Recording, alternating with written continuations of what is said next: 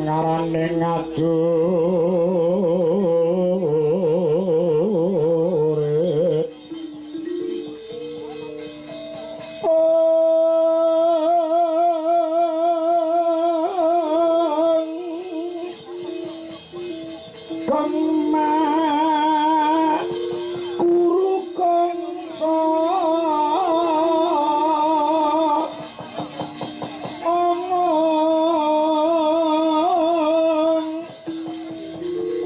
kaya tutu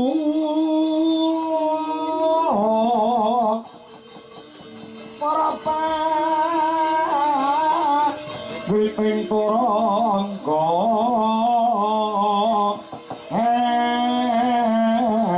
esti akata ingkang cocok lelayu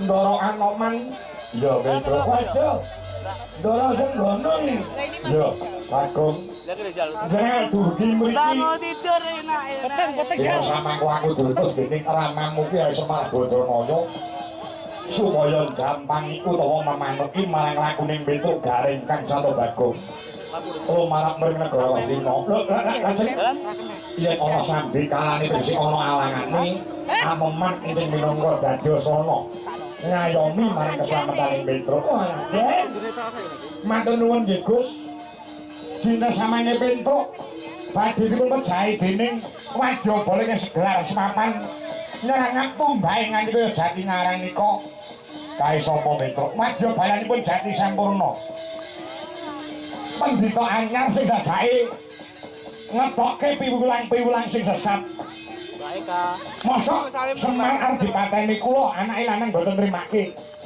lha mung pendhitane ijen padha ijen Petro wanine mriku kancange oke Gus ya aja kuwatir perkara Wadyabala sing tak sawang saka kene pating gurtu kae mangko aku sing nyingkirke aku sing ora arep barisan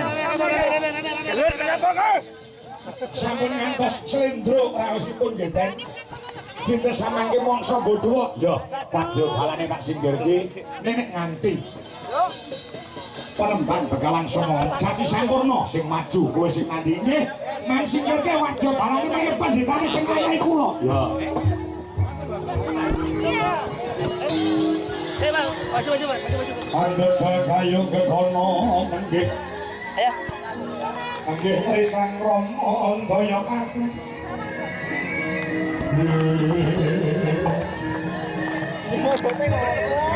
Ono laksa agung Sang Rama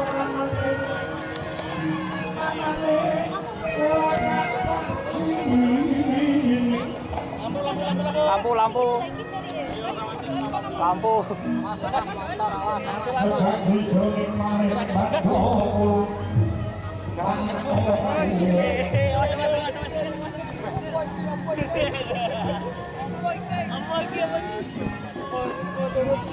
kita ngobrol ini Pak. Jadikan foto sebentar. Foto apa dulu? Ini si Dek kita iki. Ya, apa enggak? Apa lu sambil lari? Oh, udah ngono alhamdulillah. Makasih ya. Iya. Banyak nih kok. Ya, kelas ya, Pak. Kita rantau ke Banyuwangi juga toh? Oke. Baik, Kak. Halo. Ya langsung iki. Langsung ke Banyuwangi.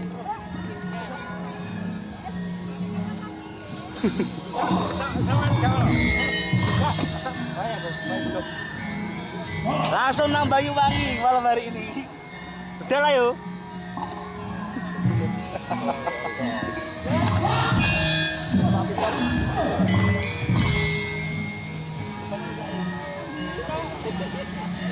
Ayo.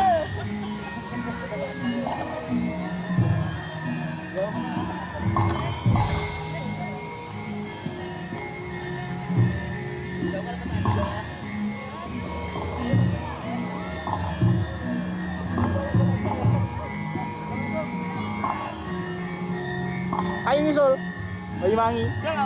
Udah. Melu. Melu aku melu.